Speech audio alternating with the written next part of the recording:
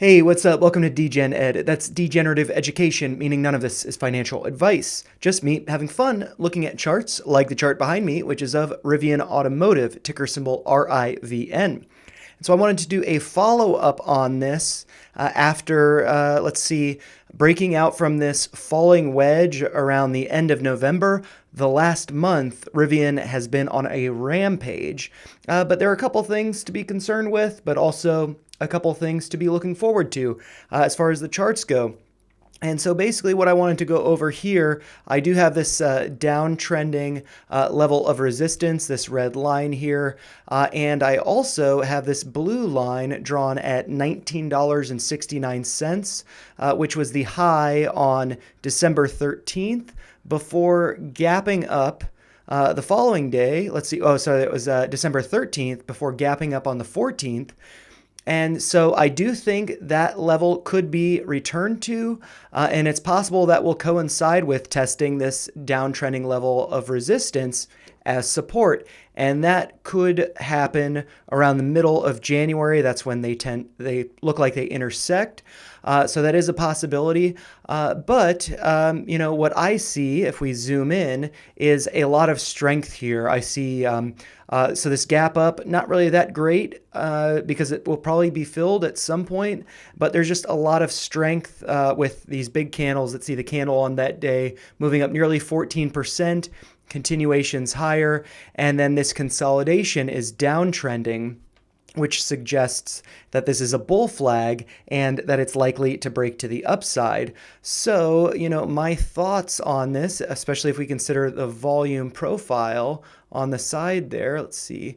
I do think that this could be retesting, let's see, going up to like $27, where the previous high was here, might even go higher than that.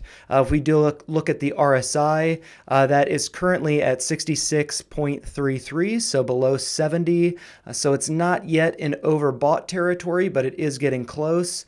If we look at this prior peak here, this range here, the RSI did go as high as around 85.93, around 86. So I do think that we still have some more room to go because the recent high in the RSI was around 76.23.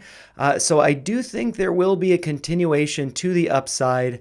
I imagine retesting around the $27 range, but it might fade out before returning to fill this gap around $20. But one thing that I also want to throw up here is the moving averages. So I have the 21-day in orange. That's right here at a price of $21.